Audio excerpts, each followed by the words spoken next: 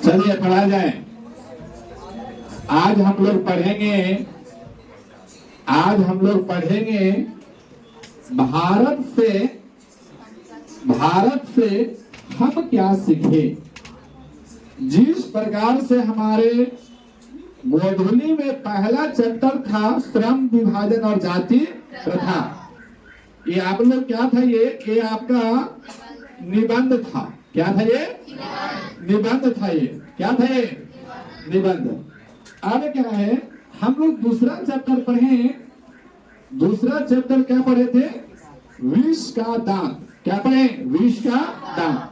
विष का दांत जो था वो आपका क्या था? कहानी। क्या था वो? कहानी था। आज हम लोग पढ़ रहे हैं भारत से हम क्या सीखे। और अगर ये पूछ देगा तो हम कहेंगे कि भारत से क्या सीखे। क्या है? भाषण है। ये भाषण है। अच्छा चलिए, अब यहाँ पे देखा जाएगा कि भारत से हम क्या सीखे, तो यह है आपका भाषण। इसके बाद भाषण है तो किसका भाषण है? कहाँ का भाषण है? तो ये भाषण है जर्मनी का। कहाँ? ये जर्मनी का। और जर्मनी का इसलिए है क्योंकि वहीं पे ये भाषण दिया गया था। और इनका लेखक का नाम है मैक्स मुलर। ये आपका भारत के लेखक नहीं है, ये आपका विदेशी है। मतलब विदेशी कहने का मतलब अगर हमारे देश के बाहर के कोई व्यक्ति है तो उन्हें हम कहते हैं क्या है? विदेशी। इनका जन्म आपका हुआ था जर्मनी में। जर्मनी में एक जगह है जिसका नाम है डेसाउ। क्या नाम है? डेसाउ। डेसाउ में इनका जन्म हुआ था। किनका? तो मैक्स मुलर का जन्म। अगर कोई पूछ दिया कि इनका जन्म कब हुआ था तो 6 दिसंबर 1823 ईस्वी में। 6 दिसंबर 1823 ईस्वी में ये जन्म लिए थे। और ये इनका प्रमुख रचना जो है ना, लैटिन है। क्या नाम है? लैटिन। बचपन में ही मैक्स मुलर का पिताजी एक्सपायर कर गए थे। पूरा परवरिश इन्हीं के ऊपर आ गया था। परवरिश का मतलब घर कैसे चलाना है, क्या करना है, क्या नहीं करना है, सारे के सारे भार किस पे आ गए थे? मैक्स मुलर पर। किस पे आ गया था? Max Muller. लेकिन ये करते भी तो क्या करते? पढ़ने में बहुत तेज थे। इसके कारण से आपको सभी समस्त नागरिक या वहां पे अगल बगल के लोग उनको पढ़ाई से वंचित नहीं किए। उसी समय लगभग इनका एज आगे बढ़ते बढ़ते कहाँ चला गया? 18 बरस हो गया था। कितना बरस? और 18 बरस से ही एक कविता लिखना शुरू कर दिए थे। इन्हीं से कुछ छोटे बड़े काम करके और अपने घर का इन्होंने परवरिश कर रहे थे। जब इनको देखा गया कि एक बहुत बड़ा धीरे पढ़ाई करके अनेक डिग्रियां प्राप्त किए और पढ़ने में वह बहुत ही आगे थे।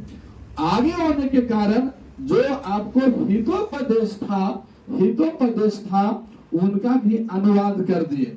अनुवाद किए, है ना। उसके बाद कंठ उपनिषद था और केन उपनिषद, जहाँ से कंठ उपनिषद जो है सत्यमेव जयते दिया गया है। सत्यमेव जयते, सत्य की ही जीत होती है ना। तो एक कंठ उपनिषद से लिया गया था। तो कंठ और केन उपनिषद का भी इन्होंने अनुवाद किए। इसके बाद देखो आपका है यहाँ पे चर्चित बुक जिसका नाम है मेघदूत। क्या नाम है? मेघदूत। और मेघदूत का भी इन्होंने क्या कर दिया? अनुवाद। तो हम कह सकते हैं कि हितोपदेश, कंठ, केन, उसके बाद फिर आपका मेघदूत, इन सारों का अनुवाद कौन किए हैं? Max Muller. कौन किए? जब यहाँ पे मैक्स मुलर से मुलाकात हुआ किसको? स्वामी विवेकानंद को। किसको मुलाकात हुई थी? स्वामी विवेकानंद को। तो देखें कि भैया बहुत ही आपका राष्ट्रवादी हो सकता है, या फिर हम कह सकते हैं कि बहुत महान कवि हो सकते हैं, या देशभक्त हो सकते हैं। इन्होंने संस्कृत का भी ज्ञान जानते थे। कौन? मैक्स मुलर जी। तो मैक्स मुलर जी संस्कृत का भी ज्ञान जानते थे। इसीलिए स्वामी विवेकानंद मैक्स मुलर से बहुत प्रसन्न हुए। और प्रसन्न हुए तो इनको एक उपाधि दिया गया था। क्या कहे थे स्वामी विवेकानंद? वेदांतियों का भी वेदांती। मैंने जो वेद जानता है उससे भी आप बढ़ करके हैं। इसीलिए कहा जाता है कभी कभी कंपटीशन एग्जाम में द मोस्ट इम्पोर्टेंट क्वेश्चन है कि वेदांतियों का वेदांती किसे कहा जाता है। तो बहुत से लोग क्या करते हैं कि आपको स्वामी विवेकानंद को टिक आउट कर लेते हैं, जो कि रॉन्ग है। इनको किनको कहा जाएगा? मैक्स मुलर को। स्वामी विवेकानंद यह उपाधि उनको दिए थे, है ना। उस समय जर्मनी में जब भाषण हो रहा था, तो भाषण होने के दौरान एगो आपका वहां का रानी है जिसका नाम है विक्टोरिया। क्या नाम था? विक्टोरिया। जब मैक्स मुलर को पता, विक्टोरिया को यह पता लगा कि कोई यहाँ का कोई व्यक्ति है जिसका नाम है मैक्स मुलर, वो बहुत ही ज्ञानी व्यक्ति है, तो उस भाषण को करने के लिए मैक्स मुलर जी गए थे। वहां पे भाषण करने के लिए मैक्स मुलर जी गए, और मैक्स मुलर जी गए तो इतना बढ़िया सुसज्जित रूप से भाषण दिए ना कि रानी विक्टोरिया का हृदय फिसल गया। समझ गए बात को? रानी विक्टोरिया जो थी, उनका रानी विक्टोरिया का बहुत ही भाषण अच्छा लगा, जिसके कारण रानी विक्टोरिया ने किसको? मैक्स मुलर को किसका उपाधि दिया था? नाइट का। किसका उपाधि दिया था? नाइट का। और इतना देखिए, कभी कभी होता है कि बड़ा काम अगर करके आओ, दिन भर मान लिया जाए कि छापा छोड़ के कोई छापा, आरे को दारे को कहते हो छापा मारना ना, चलो कोई भी काम, चलो हम दिन भर किसी के यहाँ पर हैं, अब हमको कोई 50 रुपया दे के कहेगा कि हो गया आपका मजदूरी, कितने खराब लगेगा? लगेगा कि ना लगेगा? आपके यहाँ धान रोपने वाला कोई अगर व्यक्ति है और दिन भर बेचारे धान रोपी और उसको आधा किलो चावल दे के बोल दीजिए कि आपका मजदूरी हो गया, वो फेंक देगा, बल्कि अपना नरेटिया पकड़ लेगा, नहीं होगा, बात ही रहेगा। तो उसमें क्या होगा कि आपको वो भी आपको कहेगा कि भैया आधा किलो कहाँ दे रहे हैं, ये वो आप वापस रखिए। सेम प्रोसेस मैक्स मुलर के साथ हुआ, जब ये इतना बढ़िया भाषण दिए कि रानी विक्टोरिया के पूरा जनता मैक्स मुलर से खुश हो गए थे, और जब खुश हुए तो रानी विक्टोरिया ने मैक्स मुलर को नाइट का उपाधि दिया। नाइट का मतलब कि आज का जो रात है ना, वो आपके नाम से जाना जाएगा। ये आपको मैक्स मुलर को इस बात को बहुत चिंता हुआ कि हम इतना बढ़िया भाषण किए, जाने जाओ तने मैक्स मुलर सर्वोच्च चिल्ला रहा है आदमी, और मुझे केवल एक रात का यानी नाइट की उपाधि दिया गया। सच में बहुत गुस्सा गया। कौन? Max Muller. किस पे? रानी विक्टोरिया पर। जो उपाधि रानी विक्टोरिया ने नाइट का उपाधि दिया था, मैक्स मुलर जाकर के उसको क्या कर दिया? लौटा दिया। गांधी जी को अंग्रेज द्वारा कौन सा उपाधि दिया गया था? केसर हिंद। क्या लौटा दिए थे? हाँ, रविंद्रनाथ टैगोर कौन सा उपाधि लौटाए थे? सर नाइट का। तो ये आपका उपाधि उनको छीन लगा, मतलब तुच्छ लगा कि ये जिस लेवल का मैं हूँ उस लेवल का कम से कम प्राइज देना चाहिए था, उस लेवल का मुझे आपका उपाधि देना चाहिए था, लेकिन वो उपाधि नहीं दे पाया, जिसके कारण से उसको तुच्छ लगा कि बहुत छोटा उपाधि है, अगर देना है तो और बढ़ा दीजिए। इसको छीन लगा और ये उपाधि क्या कर दिए? रानी विक्टोरिया को वापस कर दिए। उसके बाद में है भाषा। जब इन्होंने इंडिया में देखा गया कि भाषा आखिर भैया इतना बढ़िया कौची है मैक्स मुलर के भाषण में, तब यहाँ पे एक व्यक्ति है डॉक्टर भवानी शंकर। क्या नाम है? डॉक्टर भवानी शंकर त्रिवेदी इनका नाम है। ये कहानी को पूरा पढ़े तो लगा इनको कि ना ये कहानी आपको भारत के बच्चे लोगों को जानना चाहिए। तब इन्होंने हिंदी रूपांतरण किया। क्या किया? हिंदी रूपांतरण किया। तो हम कह सकते हैं कि भारत से हम क्या सीखे? तो ये भाषण है, और ये भाषण का भाषा में मतलब अपने भाषा में रूपांतरण या भाषांतरण कौन किया है? तो डॉक्टर भवानी शंकर त्रिवेदी। इसके बाद ज्यादा कुछ नहीं कर पाए हैं। इस मैक्स मुलर का मृत्यु हो गया। कब? 28 अक्टूबर 1900 ईस्वी में। तो लगभग कितना साल जिए हो? 77 साल। कितना साल? 77 साल लगभग। ठीक ठाक जी लिए नहीं, ठीक ठाक जी लिए थे। हमको लगा कि अब पता ही सलट गया कहा। अब हम लोग उतना जिएंगे कि ना जिएंगे कोई जानता नहीं है। और सनम जो सनम कुछ होगा नहीं, सनम आया है सो जाएगा। तो भैया हम लोग भी कोचिंग आए हैं, तो यही प्रश्न के साथ हम लोग कोचिंग का स्थापना समाप्त करते हैं और हम लोग जाएंगे। धन्यवाद। जय हिंद, जय भारत। कल हम लोग पढ़े थे भारत से हम क्या सीखे। कल हम लोग पढ़े थे भारत से हम क्या सीखे। लेखक परिचय पढ़े थे। क्या पढ़े थे? लेखक परिचय पढ़े थे। लेखक परिचय में हम लोग देखे थे कि उनका नाम क्या था। अगर भारत से हम क्या सीखें, ये क्या है, उनका जन्म कब हुआ था, जन्म कहाँ हुआ था, वो पढ़ाई शुरुआती में क्या क्या किए, रचनाएं, मतलब उनसे रिलेटेड सारे प्रश्न को हम लोग देखे थे। आज हम लोग देखेंगे भारत से हम क्या सीखे। ये क्या था? भाषण। क्या ये? भाषण। जाति प्रथा श्रम विभाजन, यानी श्रम विभाजन और जाति प्रथा अगर ये देखा जाए तो निबंध था जिनका लेखक डॉक्टर भीमराव अंबेडकर, और उनका इसके बाद चैप्टर था दूसरा चैप्टर था क्या? विष के दांत, जिनका लेखक थे नलिन विलोचन शर्मा। इसके बाद आज हम देखें भारत से हम क्या सीखें, तो यहाँ भाषण है और इनका लेखक है मैक्स मुलर। क्या है? Max Muller. तो पूछा जाएगा कि श्रम विभाजन और जाति प्रथा ये क्या था, तो आंसर हो जाएगा आपका निबंध।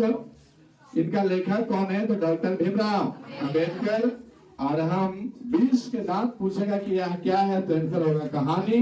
और अगर इनका लेखक कौन है, तो नलिन विलोचन शर्मा। और अगर पूछा जाएगा कि भारत से हम क्या सीखेंगे क्या है, तो आंसर में हो जाएगा यह एक भाषण है। और किनका भाषण? तो मैक्स मुलर का। और ये भारत से हम क्या सीखेंगे, लेखक कौन है? तो मैक्स मुलर। मैक्स मुलर जब भाषण दे रहे थे ना, तो वो भाषण में क्या कह रहे थे, आखिर वो टॉपिक क्या था भाषण देने का। कोई भी अगर भाषण देता है तो उसका कुछ ना कुछ तो टॉपिक होता है कि आपको इसके बारे में बोलना है। तो वो टॉपिक था आपका भारत। क्या था? भारत। भारत के बारे में मैक्स मुलर जी बोल रहे थे। तो अच्छा, किसी के बारे में जब कोई बोलेगा तो क्या उसका बुराई करेगा? जी नहीं। बुराई करने वाले क्षुद्र लोग होते हैं जिनको बुद्धि कम होता है, वही केवल बुराई कर सकता है। जैसे घर के महिलाएं, वह तो किसी का बड़ाई कर भी नहीं करती है। चौक पर बैठ जाएगा खा पी करके, वो ओने से आएगा काने गेला हम दीदी आवा ना बैठा ना, तो ना है फुर्सत ना हो, ऐसे होता है। अरे आवा 2 मिनट बैठला, एक बदले से कोई पार हुआ, मान ली कि संजय की औरत कोई पार हुआ। अब कोई मान ली किसी का संजय है तो उतना बुरा नहीं मानिएगा, उधर से पार हुआ, अब मारले है उल्टी पाला झमकौले ठोरू रंगले, कहेगा अब इन्हें दोनों बच जाएगा। ए हैं दम ना एक को थोनो जो अच्छा लगा हो। तो अब उनके बारे में जब तक बात होगी, जब तक दूसरा कोई ना आ जाए, तो ये बुराई करने वाली बात आपका बुद्धिजीवी का काम नहीं है। अगर आप बुद्धिजीवी हैं तो किसी का बुराई करना ये आपका हक नहीं बनता है। अगर करते हैं तो उसका जो अच्छा गुण है केवल उसका चर्चा कीजिए आप, और बुराई करना है तो उसके सामने कीजिए कि वो हो सकता है वो सुधार करे। पीठ पीछे आपका बुराई ना करना चाहिए। वैसे मैक्स मुलर जी थे। भारत से हम क्या सीखें, अगर मैक्स मुलर भारत आए होंगे तो उन्होंने क्या क्या सीखा है भारत में रह करके, इस पर वो टॉपिक लेकर के और भारत के बारे में वो विवेचना कर रहे थे। यानी वो भारत का प्रसंग व्याख्या कर रहे थे कि हम जब भारत में गए तो वहां क्या क्या देखे। तो वो भारत को आ करके और ये भाषण के रूप में कहीं दे रहे थे कि भारत एक ऐसा है, भारत में ये चीज है, मैंने भारत का विशेषता बता रहे थे। उन्होंने कहा कि अगर सर्वाधिक संपदा और प्राकृतिक सौंदर्य से परिपूर्ण यदि कोई देश है, और अगर ये बात हमसे पूछेगा कि यदि सौंदर्य और संपदा प्राकृतिक से यदि कोई सौंदर्य देश है, तो मैक्स मुलर जी आप बताइए कि वह कौन देश है, तो आंसर होगा उसका भारत। क्या हो जाएगा आंसर उसका? भारत। मतलब भारत में जो आपका संस्कृति है, भारत का जो संपदा है, भारत का जो प्राकृतिक है, भारत का जो सौंदर्य है, ऐसा सौंदर्य, ऐसा प्राकृतिक, ऐसा संपदा, यहाँ का वनस्पति, यहाँ का प्राकृतिक, यहाँ का जलवायु यदि कोई है तो सबसे बेहतर कौन है? वो भारत है। कौन है वो? भारत है। भारत है वो। एक मिनट थोड़ा सा लाइन पर आएंगे। जी इसी बात को लोगों को समझाना चाह रहे थे कि भारत जो है वो प्राकृतिक से बहुत अच्छा है, यहाँ का सौंदर्य बहुत अच्छा है, इसके बाद यहाँ का जो संपदा है ना वो भी बहुत बढ़िया है। किसी को अगर अच्छा लगे चाहे ना लगे, हम भारत से घूम के आए हैं, हमको वहाँ अन्य देशों की अपेक्षा भारत बहुत बढ़िया लगा या अच्छा लगा। इसके बाद कहते हैं कि वहाँ का जो भूमंडल है ना, कहाँ का भूमंडल? भारत का। भारत का जो भूमंडल है वह भूमंडल का अवलोकन करने के लिए कहे अगर कोई, तो मैं कहूँ कि जाइए आप भारत का भूमंडल का अवलोकन कीजिए। अगर कोई व्यक्ति पूछता है कि अगर हर किसी देश का या हर किसी भूमंडल का, हर किसी देश के भूमंडल का यदि अवलोकन करने के लिए हमसे कहा जाएगा तो हम क्या सिलेक्ट करेंगे? भारत। और भारत के जो भूमंडल है, भारत के भूमंडल पर छठा निखर रही है। क्या निकल रही है? छठा निकल रही है। यानी भारत का जो भूमंडल है ना, वहां से एक प्रकार का सौंदर्य निकल रहा है। क्या निकल रहा है? सौंदर्य। अगर आप असली भारत का अगर यदि आप ज्ञान चाहते हैं कि अगर हम जाए भारत में और वहां पे हमें असली भारत का दर्शन करना है, तो आप जाइए ना साहब ग्रामीण में, किसी गांव में जाइए। अगर आप घूमते हैं भारत में तो आप कहाँ घूमते हैं? घूमने के लिए आपको रहिएगा तो कोलकाता जाइएगा, मद्रास जाइएगा, गुजरात जाइएगा, मध्य प्रदेश जाइएगा, तो ये सब में आपको भारत जो वास्तविक में भारत है वो भारत दिखाई नहीं देगा। अगर वास्तविक भारत का ज्ञान आपको अर्जित करना है तो आप किसी भी गांव में जाइए, वहां क्या मस्त सीन, किसान आपको हल जोतते हुए नजर आएंगे, है कि नहीं? वहां कुछ महिलाएं अपने घर के पारंपरिक कार्य में आपको अवलोकन करते हुए नजर आएंगे।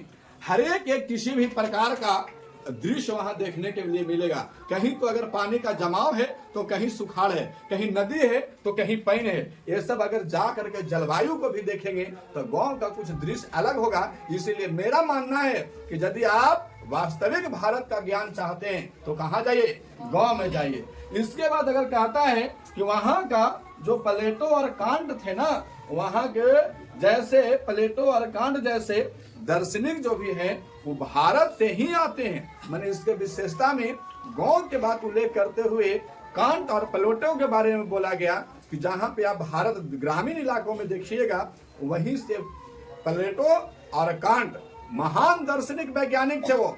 और वो कहां से आते थे? कोई ग्रामीण इलाका से बिलोंग करते थे। इसीलिए आपको मैक्स मुलर जी ने कहा था कि अगर वास्तविक भारत का ज्ञान अगर आप चर्चा में लाते हैं या जानना चाहते हैं तो कहां जाइए? आप भारत में जाइए। इसके बाद अगर आप यहाँ पे अनेक टॉपिक का विवरण करते हुए मैक्स मुलर जी कहते हैं, पहला उनका टॉपिक था कि यदि आप, पहला टॉपिक था यहाँ पे कि यदि आपका रुचि जो है ना, आपका जो जिज्ञासा है वो अगर आप भू विज्ञान में रखते हैं, माने भूमि वाले विज्ञान में रखते हैं, तो जाइए ना साहब कहाँ? हिमालय के पास। वो जो हिमालय है वो हिमालय से निकल करके कहाँ तक फैला हुआ है? नेपाल, सॉरी श्रीलंका तक वह फैला हुआ है। वहां का विशाल भूप्रदेश आपको क्या कर रहा है? प्रतीक्षा कर रहा है। जाइए और जो ज्ञान हासिल करना है आपको, वो ज्ञान आपको हासिल कीजिए। वहां सब तरह का दृश्य है। अगर आप कोई देश में जाएंगे और अगर आप मोती चुनना चाहेंगे तो आपको हर एक जगह मोती नहीं मिलेगा, लेकिन हमारे हिमालय के पास जाइए, वहां हिमालय में क्या होगा? हिमालय के किनारे मोती आपको मिलेगा। यहाँ तो गंगा, यमुना, सरस्वती जैसे नदी में या फिर हम कह सकते हैं समुद्र में यहाँ पैसा भी फेंका जाता है। जाइए ना साहब हिमालय के पास, वहां चुनने के लिए मिलेगा। तो भारत एक तरह से परिपूर्ण देश था। हम लोग भी सौभाग्य हैं, एगो हम लोग भी सौभाग्य और सौंदर्य दोनों हैं कि हम लोग का जन्म इस भारत प्रदेश जैसे शहर में हुआ है। इसके बाद दूसरा ऑप्शन में रखे हैं, दूसरा ऑप्शन है मैक्स मुलर जी कहें कि यदि आपका रुचि वनस्पति विज्ञान में है, वनस्पति विज्ञान मतलब पेड़ पौधे जैसे अगर आप उसका अवलोकन करना चाहते हैं या वनस्पति विज्ञान में अपना ज्ञान अर्जित करना चाहते हैं या उसमें ज्ञान को और बढ़ाना चाहते हैं, तो आप क्या कीजिए? भारत एक ऐसे फुलवारी है। क्या है ये? भारत फुलवारी है। फुलवारी हम उसे कहेंगे जहाँ पे फूल वाले पौधे एक भूभाग में अनेक पौधे लगाए जाते हैं, उसे हम क्या कहेंगे? फुलवारी। तो कहते हैं मैक्स मुलर जी कि यदि आपको अगर वनस्पति विज्ञान में रुचि है और वनस्पति विज्ञान के क्षेत्र में आप ज्ञान अर्जित करना चाहते हैं तो जाइए भारत में। भारत आपको बिल्कुल फुलवारी जैसा लगेगा। और वहां कौन एक वैज्ञानिक मिलेंगे? हकर्स। क्या मिलेंगे? हकर्स। उनसे बहुत सारे लोग वनस्पति विज्ञान में पढ़ करके अपना ज्ञान को अर्जित किया है। अगर आप भी जाइए और भारत में जाकर के हकर साहब से मिलिए और अपने बुद्धि को और वृद्धि कीजिए। ये आपका दूसरा उनका विवरण था। इसके बाद तीसरा विवरण था उनका कि अगर कोई व्यक्ति जीव जंतु का अध्ययन करना चाहता है, किसका अध्ययन करना चाहता है? जीव जंतु का यदि अध्ययन करना जानता है या चाहता है, जीव जंतु में अपना बुद्धि को वृद्धि करना चाहता है, तो फिर से मैक्स मुलर जी कहें, क्या कहें कि आप आपका जाइए वहां पे एक हेकेल नाम के वैज्ञानिक होंगे। कौन है यहाँ पे? हेकेल। आपका वहां पे प्रतीक्षा कर रहे हैं। जाइए हेकेल साहब से मिलिए और हेकेल साहब आपका क्या करेंगे? सहायता करेंगे और आप उनसे मिल करके जीव जंतु का अध्ययन कीजिए और जीव जंतु में अपना ज्ञान को क्या कीजिए? वृद्धि कीजिए। इसके बाद आपको निर्वंश विद्या, निर्वंश विद्या, एक होता है निर्वंश विद्या, न निर्वंश आदमी, एक होता है निर्वंश आदमी, एक होता है निर्वंश विद्या। निर्वंश विद्या का मतलब देखो, निर्वंश एगो निर्वंश, ये दोनों में फर्क है। निर्वंश कह दिया इसका मतलब आपका कोई वंश नहीं होगा। एगो कह देता है निर्वंश वाला, गाड़ियों देवे को ज्ञान नहीं है। अच्छा सोच के देखो, अगर कोई हम ही को या किसी को कोई कहता है निर्वंशा वाला, तो भैया हमारे पिताजी को बात कहे हैं। अगर पिताजी निर्वंश है तो फिर हम कहां से डाउनलोड है? नहीं, ससुरी की गालियों देवे क्या अक्ल नहीं है बातें। अब यहाँ पे देखिए, ये आपको बात बोला गया है निर्वंश। निर्वंश का मतलब होता है वैसा विद्या जो किसी को उपेक्षा या अपेक्षा करके प्राप्त नहीं किया जा सकता है। जैसे कि गौतम बुद्ध, उनके पास निर्वंश विद्या था। किसी से कोई क्या पढ़ाई किए थे? क्या आप लोग हमसे निर्वंश विद्या प्राप्त कर रहे हो? नहीं, ये आपका विद्या किसी तो कोई मुझे पढ़ाया और हम आपको पढ़ा दे रहे हैं, ये आपका निर्वंश विद्या नहीं है। निर्वंश विद्या का मतलब है कि भगवान का तपस्या कीजिए और ज्ञान ऑटोमेटिक आ जाए। ये वो बढ़िया था। ये चीज बात क्या बढ़िया था? इस जहिना से होश संभाले, तहिना से कॉपी कलम रेजर पेंसिल फलाना चिलाना लन फन देवानंद बारह लहसुन प्याज सब करने पड़ रहा है। आज तक यही बात करना पड़ रहा है कि नहीं? आज हो फुर्सत नहीं, अभी 10 में थोड़ा जोड़ लगा के, पता है कि नहीं? फिर एक 11 थोड़ा आराम, फिर 12 में फिर आपका काउंटिंग होगा, फिर ग्रेजुएशन में नौकरी ना लगा तो बैल है, नौकरी लग गया तो होशियार है। हो गया कि नहीं हो गया? तो ये कहीना तक चलेगा। बढ़िया थे गौतम बुद्ध, वो अपना फंडामेंटल क्लास 5 साल में पूरा कर लिए और पूरा सर्वश्रेष्ठ बुद्धिजीवी व्यक्ति बन गए। तो वो विद्या कैसा था? निर्वंश विद्या था। तो वहां पे बोला गया कि आपका अगर जो कौन बोल रहे थे? मैक्स मुलर जी बोल रहे थे कि अगर आपको साहब निर्वंश विद्या चाहिए तो आप जाइए ना भारत में। भारत आपको एक संग्रहालय की तरह दिखाई देगा। संग्रहालय का मतलब क्या? वैसा भवन जो आपको सभी चीज वहां पे उपलब्ध है ना, उसको हम क्या कहेंगे? संग्रहालय। क्या कहेंगे उसको? संग्रहालय। और जाइए वहां पे बहुत सारे लोग मिलेंगे जो निर्वंश विद्या को प्राप्त किए। इसके बाद आपको क्या था? पुरातत्व प्रेमी। पुरातत्व प्रेमी अगर किसी तत्व के बारे में ज्ञान हासिल करना चाहते हैं तो फिर से कहा जाइए, एक व्यक्ति है जिनका नाम था कनिंघम। क्या नाम था? कनिंघम। कनिंघम हम कहते हैं कि वो इनका एक बुक था। हम यहाँ रिपोर्ट कह के चले हैं। तो कनिंघम कहे मैक्स मुलर जी, अगर आप पुरातत्विक प्रेमी हैं, अगर आप तत्व में अपना प्रेम रखते हैं तो जाइए कनिंघम के पास और उनका रिपोर्ट पढ़ लीजिए। आपको सारे चीज का ज्ञान वहां से प्राप्त हो जाएगा। इसके बाद फिर क्या कहें?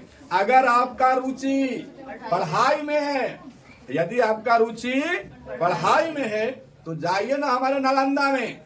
नालंदा विश्वविद्यालय आज भी जीता जागता प्रमाण है, जहां से बहुत सारे दार्शनिक पढ़ करके हमारे यहाँ से गए हैं, है ना?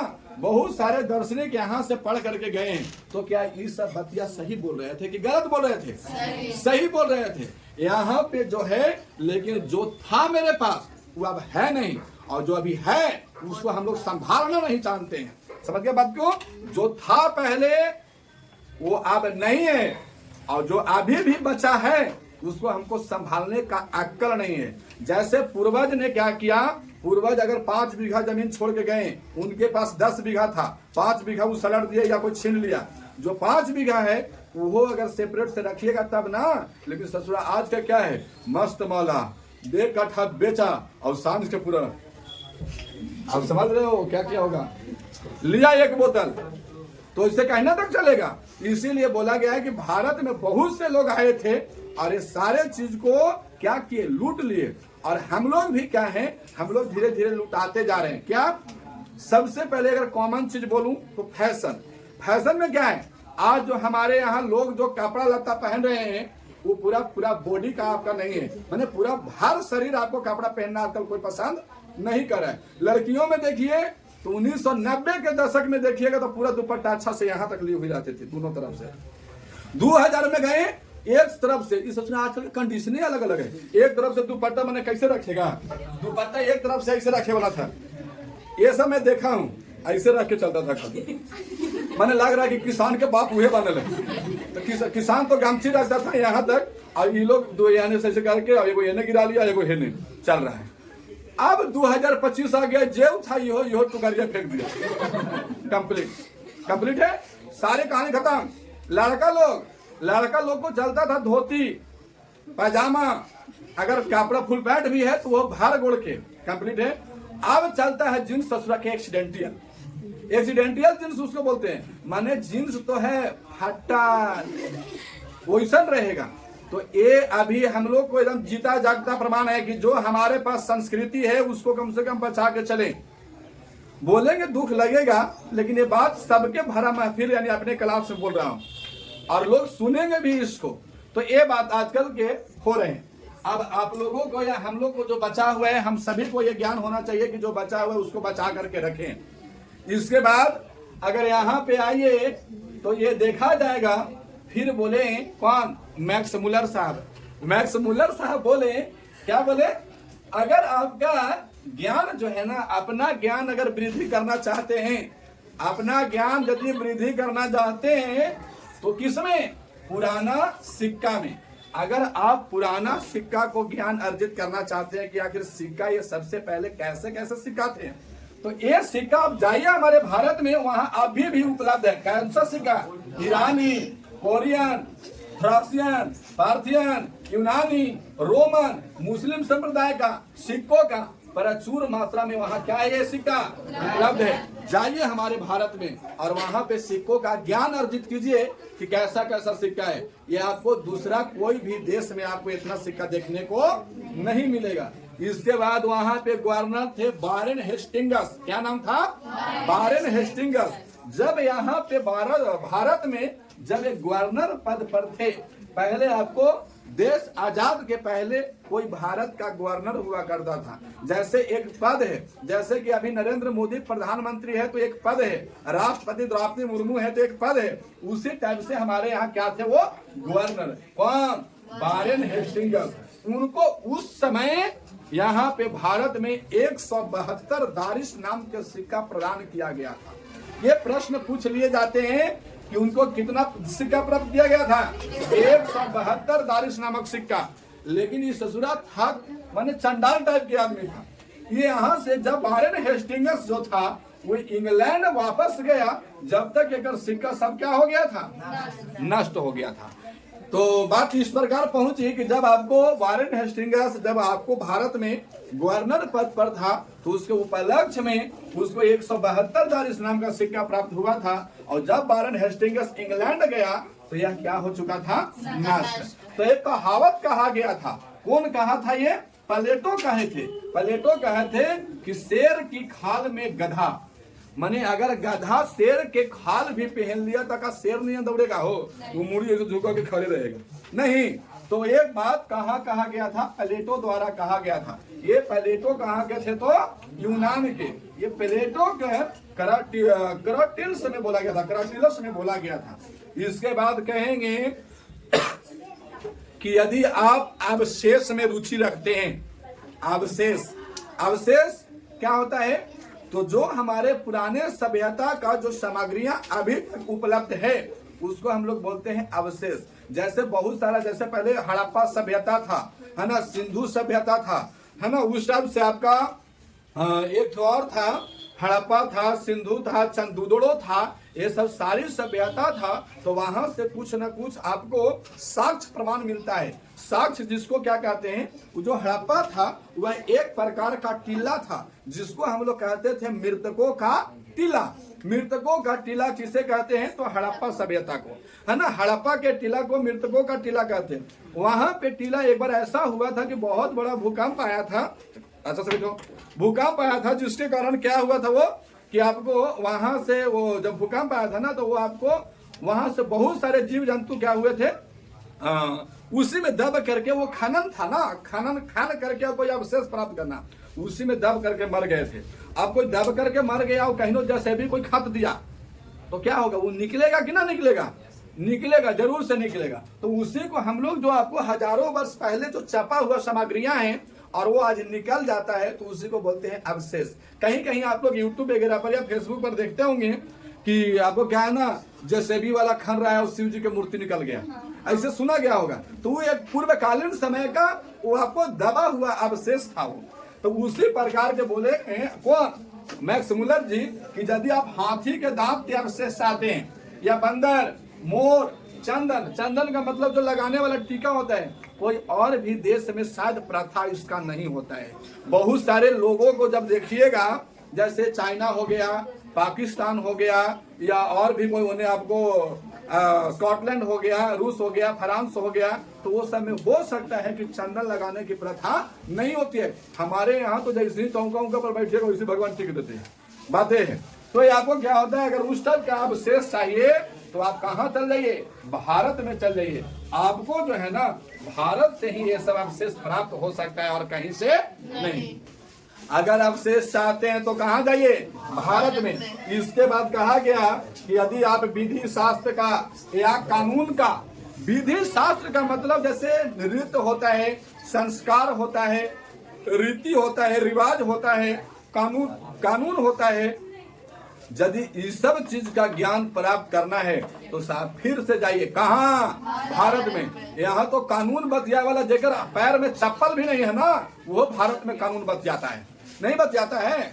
इसीलिए अगर किसी को कानून सीखना है तो आइए तो नहीं भारत में। यहाँ 5 वर्ष का बच्चा बोलता है कि हम लालटेन के वोट देंगे, नहीं होता है, ये बात होता है। तो ये बात है। इसके बाद आपको अगर शास्त्र का या फिर राजनीति का या फिर हम कहते हैं रीति रिवाज का, यहाँ पे अनेक धर्म अनेक समुदाय के लोग रहते हैं, लेकिन यहाँ एक अनेक समुदाय को रहते भर में भी यहाँ अलग अलग प्रथा में रीति रिवाज मिलाया जाता है। जैसे सनातनों में देखिएगा तो शादी विवाह का रीति रिवाज कुछ अलग होते हैं। यहाँ पे मुसलमान लोग भारत में हैं, उनका शादी विवाह का रीति रिवाज कुछ अलग होता है। सिख लोग हैं, जैन लोग हैं, तो सारे लोगों का शादी विवाह या फिर होली फेस्टिवल अलग अलग मनाने का यहाँ प्रथा भी है। लोग यह सोचते हैं जैसे पाकिस्तान वाला को क्या पता कि होली क्या होता है, लेकिन जो यहाँ मुस्लिम लोग रहते हैं उनको पता है कि यहाँ होली क्या होता है। 2 हाथ पकड़ लेगा, 2 गोड़, माइयो न झूलल काऊ, बापो न झूलल काऊ, और एक बार जय श्री राम नाली में और उधर चाप के अगर फेंक के छोड़ देता ना, हो ऊपर से लदाल रहता है ओकरा पर। एक बार जितना एंटीबायोटिक ओकरा में है खुलल, 1-2 बार घोट लिया तो ओकरा छोड़ेगा, ऐसा होता है। तो ये आपका रीति रिवाज है। हम लोग भी सनातन यही जानते हैं। हम लोग क्या जानते हैं कि मतलब अन्य देशों के जो हिंदू लोग होंगे वो क्या जानते होंगे कि मुहर्रम क्या है, लेकिन हम लोग जानते हैं कि यहाँ पे ताजिया वगैरह निकाला जाता है, ऐसा होता है। तो यही बात को कौन कह रहे थे, मैक्स मुलर साहब, कि मैं वहां पे भारत जाइए, वहां रीति रिवाज संस्कार, इसके बाद कानून के तो मत है कि ये पटना चल जाइए ना, दिल्ली रोज होता है कानून है वहाँ। तो ये सारे बात को कौन बता रहे थे, मैक्स मुलर साहब बता रहे थे। इसके बाद कहते हैं कि आप चले यूनान में, रोम, जर्मनी, अगर वहां पे ज्ञान शास्त्र से बिल्कुल वहां का क्या है वो अलग है। और एक बात वो कहे थे कि यदि आपको इतिहास सीखने या सिखाने का कोई उम्मीद है तो हम कहते हैं कि आप चल जाइए भारत में, वहां ये इतिहास का प्रयोगशाला है। क्या है वो प्रयोगशाला, जाइए और इतिहास वहां पढ़िए। एक बात को और कहा था कौन, मैक्स मुलर ने, कि जो यहाँ का इतिहास है, कहाँ का, भारत का, भारत के इतिहास के एक चैप्टर को पढ़िए और किसी अन्य देश को पूरा इतिहास के पूरा चैप्टर को पढ़ लीजिए। माने एक बुक में जितना चैप्टर है उस सारे बुक के चैप्टर को पढ़ लीजिए और भारत में वो इतिहास के बुक उठाइए और एक चैप्टर को पढ़ लीजिए। दोनों से ज्ञान क्या मिलने वाला है? बराबर। दोनों से ज्ञान क्या मिलेगा? बराबर। आज हम लोग इतिहास पढ़ते हैं, तभी देख लीजिए ना कितना बड़ा बड़ा आपको इतिहास है, कितना लड़ाई झगड़ा हुआ है। अन्य देशों में उतना कुछ नहीं हुआ है। भारत में ऐसी ही स्वतंत्रता नहीं मिल गया आसानी से। चलिए यहाँ तक आपका भाग 1 है। भाग 2 में हम अगले स्लाइड में देखेंगे। यदि किसी का छूटा हुआ है तो जब तक उतार। चलिए देखिए, इसके बाद हम लोग पार्ट 2 में पढ़ रहे हैं। अरे लड़का कहिया में ज्यादा खून हो गए लोग गारे। दूसरा पार्ट में हम लोग पढ़ेंगे। यहाँ पे बात बोले थे मैक्स मूलर जी, क्या बोले थे कि अगर भारत का एक अध्याय, माने भारत के इतिहास का एक अध्याय, भारत के इतिहास का यदि एक अध्याय आप पढ़ते हैं और भी कहीं के आपका स्कूल या कॉलेज के सब अध्याय के बराबर मेरा कहा भारत का इतिहास होगा। यानी अगर इतिहास का आप प्रेमी हैं, इतिहास में ज्ञान अर्जित करना चाहते हैं तो चले जाइए भारत में। भारत में जो इतिहास है उसका कोई एक अध्याय और कोई कहीं कोई अन्य देश के स्कूल या कॉलेज है उसका एक इतिहास से पूरा अध्याय पढ़िएगा, उतना ज्ञान नहीं होगा जितना भारत के इतिहास के एक अध्याय में होगा, है ना। यहाँ पे भी बोले थे कि जब आर्य लोग विभक्त हुए थे तो उसमें विभक्त के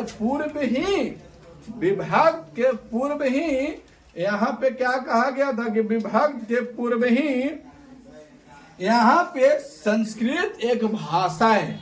संस्कृत एक भाषा है। संस्कृत एक भाषा है। तो आपका सबसे अगर पुराना कहा जाए तो कौन भाषा है? संस्कृत। वो लगभग 3000 वर्ष पहले का भाषा है और सभी भाषा का ज्ञान इसी संस्कृत भाषा से ही डेवलप किया गया है। आज हमारे यहाँ पूरे भारत में 22 भाषाओं का मान्यता दी गई है, जो कि सारा के सारा भाषा संस्कृत से ही वृद्धि हुई है। संस्कृत से ही क्या हुई है? वृद्धि हुई है। संस्कृत से ही वृद्धि हुई है। इसके बाद बोला गया कि वहाँ पे अगर संस्कृत को देखेंगे ना तो वहाँ पे संस्कृत को क्या बोला जाता है? मूसा, है ना। संस्कृत में चूहा को क्या बोला जाता है? मूसा। उसी प्रकार से ग्रीक में देखिएगा तो क्या बोला जाता है? मूस। लैटिन भाषा में क्या बोला जाएगा? मूस। लेकिन पुराने स्लावोनिक में अगर देखिएगा, स्लावोनिक में तो इसे क्या कहा जाता है? माइस। यही आपका बीबीआई है, इसको पूछ लिया जाता है आपको कि पुराने स्लावोनिक में चूहा को क्या कहा जाता है? तो माइस। क्या कहा जाता है? माइस। इसके बाद फिर तनी आइए कलाकारी पर। कहा कि यदि कलाकारी आप दिखाना चाहते हैं ना तो आइए यहाँ पे अगर कोई पत्थर का मूर्त या अपने हाथ का कलाकारी अगर कोई दिखाना चाहता है या उसमें अपना ज्ञान वृद्धि करना चाहता है, यदि उसमें कोई रुचि है तो तनी जाइए भारत में और भारत में जा करके और देखिए कि पत्थर के कितना बढ़िया बढ़िया डिजाइन लोग घिस करके बना देता है। जाइए तनी कुम्हार लोग के घर में, वहां पे खूब चक्का चलता है और एक बाद वहां का खपड़ा उपड़ा सब बना दिया हुआ सब बना देते हैं। बड़का बड़का सुराही बना देते हैं आदमी, है ना। जो आपको गर्मी के दिन में पानी रखे तो फ्रिज के से भी आपको बेहतर पानी का आनंद मिलेगा सुराही का पानी से। तो कलाकारी के मामला में भी भारत क्या है? उससे आगे है। इसके बाद बोला गया कि भारत एक ऐसा प्रधान देश है जहां पे ब्राह्मण या वैदिक धर्म या फिर कहते हैं सनातन में हिंदू, मुसलमान, सिख, ईसाई आदि यहाँ पे सभी लोग एक साथ मिल के रहते हैं। एक साथ रहते हैं मिल करके। इस समय थोड़ा बहुत तो झगड़ा होता होगा। अरे यहाँ एक घर में 2 भाई रहता है, से ससुर झगड़ जाता है। ये तो एक देश में इतना मनी आदमी समुदाय का है तो जहाँ बर्तन रहेगा थोड़ा बहुत ढंढून होगा, लेकिन फिर भी भारत एक ऐसा प्रधान देश है जहाँ पे अनेक संप्रदाय के लोग निवास करते हैं। बाकी आपको यहाँ भारत जैसा बेशक कोई ही देश होगा जहाँ इतना समुदाय के लोग निवास करते हैं, फिर भी लोग एक संगठन के भांति यहाँ पे जीना पसंद करते हैं। इसके बाद बोला गया जहाँ के प्रमुख और प्राचीन भाषा कौन है? संस्कृत। संस्कृत जो भाषा है वो कितना वर्ष पुराना है? 3000। यह धर्म और दैवता, भाषा, विज्ञान, रीति रिवाज में सब क्या है? परिपूर्ण। मैं ये पहले ही बता दिया था कि संस्कृत जो है यहाँ का जो पुराना भाषा वो 3000 वर्ष पुराना है, और यहाँ का जो संस्कृति रीति रिवाज है उस सभी को अलग अलग है, किसी पर कोई रोक टोक नहीं है। यहाँ पे इंग्लैंड से जब भारत कौन आया था? एक आया था, वो वैज्ञानिक था सर विलियम जोन्स। क्या नाम था उनको? सर विलियम जोन्स नाम था। उन्होंने जब अपने नाव से समुद्री यात्रा से आ रहा था तो उन्होंने एक शाम के समय था, शाम के समय मतलब वह ऋतु न ज्यादा ठंडा न ज्यादा गर्मी, वह आ रहा था उससे। तो शाम के समय में देखिएगा ना, जब पानी में ढक करके तो लगेगा कि सूरज नीचे से निकल रहा है ना। वो क्या होता है? प्रकाश का अपवर्तन की परावर्तन, अपवर्तन, और अपवर्तन के कारण वो थोड़ा सा सूरज क्या होगा? अपने स्तर से दिखाई उठा हुआ नजर आएगा। तो वही बात को सर विलियम जोन्स बोल रहे थे कि भारत एक ऐसा प्रधान देश है जहाँ के सूरज जैसे लग रहा है, क्या लग रहा है कि यह सागर में क्या हो रहा है? डूब रहा है। बाहर भारत। एक बार हम लोग क्लास को समाप्ति करेंगे, लेकिन आज मैक्स मूलर और भारत का भी जयकारी लगाएंगे, है ना? बोलिए भारत माता की जय, भारत माता की जय। तो आज की क्लास की समाप्ति यहीं पे होगी। जय हिंद, जय भारत।